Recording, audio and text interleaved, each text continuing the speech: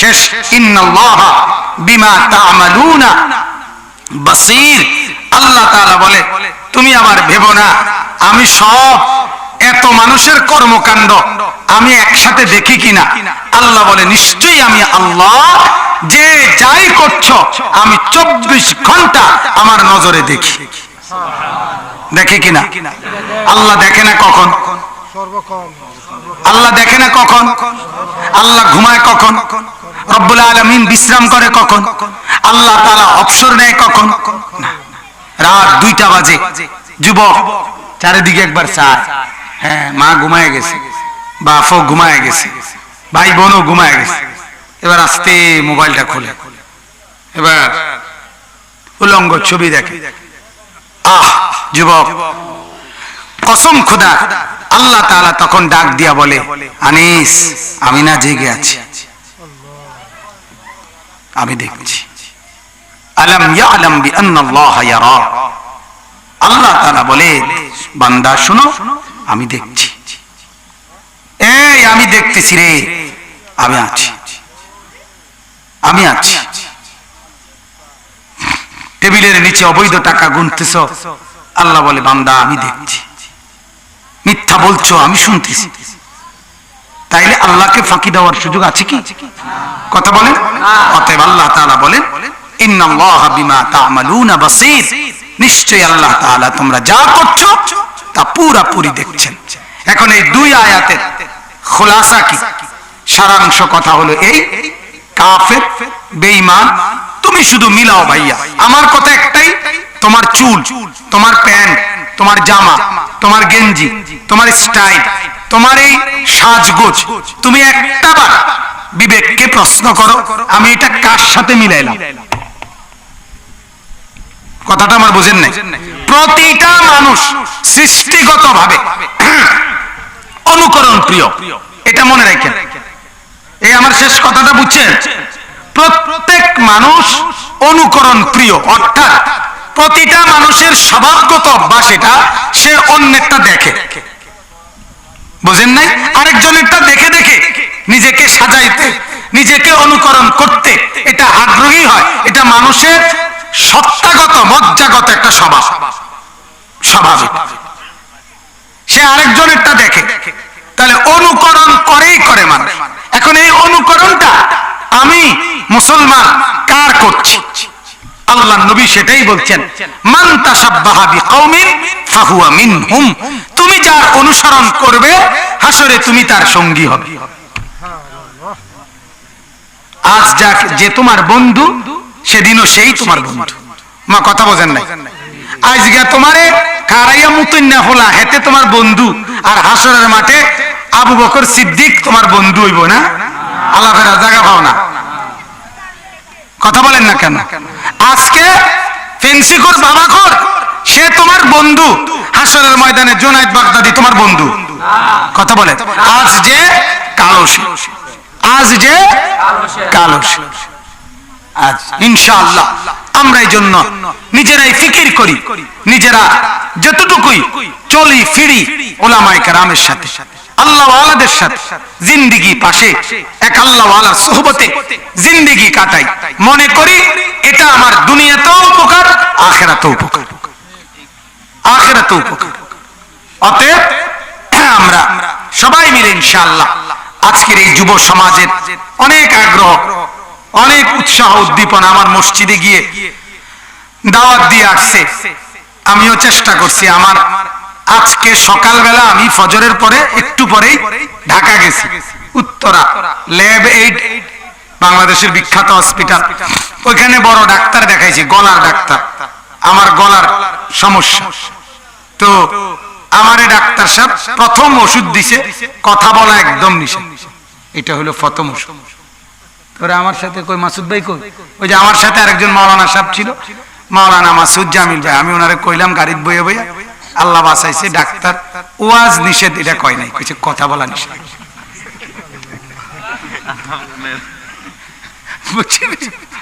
ডাক্তারে কি নিষেধ করছে?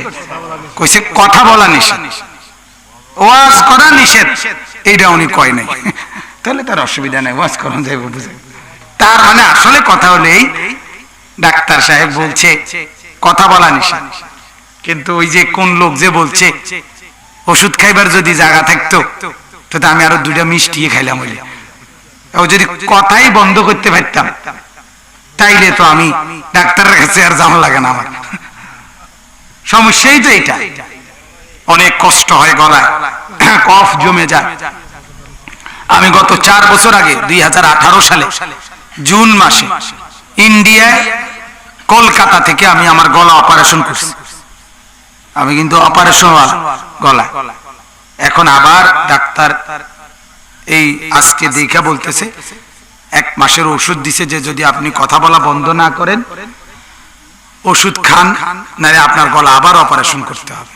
আমি কিছুই বুঝতেছি না যে কি হবে, মালিকের মেহেরবানি ছাড়া, আল্লাহ তাআলার দয়া ছাড়া, ইহসান ছাড়া কিছুই করার নেই। বাকি কথা একটাই, আমি বুঝি একটা, জীবনে যতক্ষণ বলার তৌফিক হয় বলেই যাব ইনশাআল্লাহ। বলতে বলতে জিন্দেগি শেষ হয়ে যাবে ইনশাআল্লাহ। মালিকের কাছে বলবো ইনশাআল্লাহ, মাওলা তোমার বান্দাদেরকে বলে আসছি, বলে গেছি, বলে গেছি। যুবক, আমি তোমার পরিবর্তন চাই। নওজোয়ান ছেলেরা ভুল করো না বাপ, মোবাইল তোমারে কিছুই দিবে না, উলঙ্গ ছবি পৃথিবীতে কাউকে কিছু দেয় না, অশ্লীল ছবি তোমার কাউকে কিছু দেয় নাই, নিয়ে গেছে শুধু জীবন শেষ করে দিছে, যৌবন শেষ করে। কত মানুষের পারিবারিক জীবনের, সংসার জীবনের এমন এমন কষ্টের কথা, মুসিবতের কথা আমরা শুনি, বিশ্বাস করো ভাইয়া, যদি এগুলো বলি চিৎকার করে কাঁদবা। আমার এই মোবাইল সারা দিন, আমার এই মোবাইল যদি কেউ 2 দিন বা 3 দিন রাখে তার কাছে তো পাগল হয়ে যাবে, মাথা খারাপ হয়ে যাবে। সারাটা দিন এটার মধ্যে মোবাইল কল বাজে, সারা দিন, দিনে রাতে। এই যে তখন ধরি কত মানুষের ব্যক্তি জীবনের এমন এমন সাংঘাতিক কথা যেগুলো শুনলে গা শিহরে ওঠে, হায় অপরাধ বুঝি এত মারাত্মক। এই জন্য নওজোয়ান তোমরা যারা শুনছো, বাপ যে কয়জন, আল্লাহ যদি তোমাদের বিবেক দেয়, বুঝ দেয়, তো এটা মনে রাখো, চেহারা সুন্দর করো, 5 ওয়াক্ত নামাজ পড়ো, একটু চেষ্টা করো, ফজরের নামাজ 6টা মাস পড়ে দেখো, ইনশাআল্লাহ দেখো জিন্দেগিটা কি মজাদার হয়। একদিনও চলছো 5 ওয়াক্ত নামাজ পড়ে কয়টা দিন পরীক্ষামূলক ওষুধ হিসাবে 2টা মাস চলে দেখো না কেমন লাগে। দেখ, তুমি তো মুসলমান বাজান, মুসলমানের এই পরিচয় তো ছাড়তে পারবা না।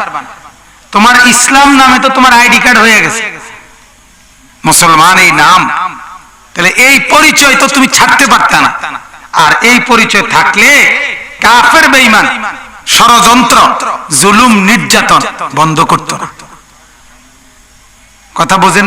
যতভাবে তুমি কাফের বেঈমানের মতো ফ্যান দিয়া, শার্ট দিয়া, চুল দিয়া, যত রকমে তোমার বেডি নাচাইয়া, তোমার বউরে বেফর্দা ছাইরা, টেলিভিশনের সাউন্ড, নর্তকীর নাচ আরো বাড়াইয়া দিয়েও তুমি যদি বুঝাইতে চাও, ভাই আমি শুধু নামটাই শুধু মুসলমান, আল্লাহ দোয়াই ইসলাম মুসলমানের কিচ্ছু আমার মধ্যেও নাই, আমার ঘরেও নাই, আমার বেডির মধ্যেও নাই, আমার জিফুতের মধ্যেও নাই।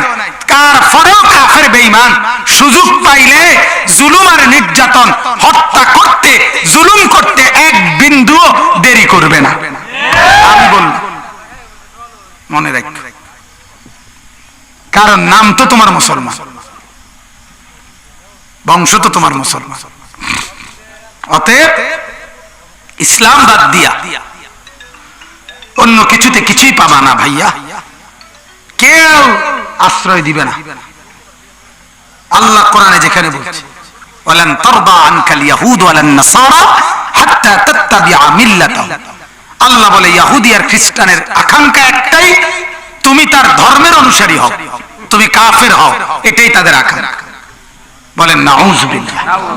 আজকের এই মজমায় আল্লাহ তাআলা আপনাদেরকে কবুল করেন, ভরপুর বরকত দান করেন। এই ডাইন পাশে মূলত যে আল্লাহর বান্দারা ছিল, ওনারা পুরাটা টাইম কথাই বলছে। বাহিরে এই প্যান্ডেলের বাইরে ওনারা কিছু মানুষ, এরা ফুল টাইম কথাই বলছে। আল্লাহ তাআলা তাদেরকে হেদায়েত দান করেন। এই অবুঝ মানুষগুলো, যাদেরকে আল্লাহ তাআলা এতটুকু বিবেক, এতটুকু কমন সেন্স দিল না, যেখানে একটা মাহফিল চলতেছে, ওলামায়ে কেরাম কথা বলতেছে, আল্লাহ তাআলা তাদেরকে বুঝ দান করেন। আল্লাহ আমাদের সবাইকে কবুল করেন। সকলে একবার সূরা ফাতিহা পড়েন, 3 বার কুল হুয়াল্লাহু আহাদ।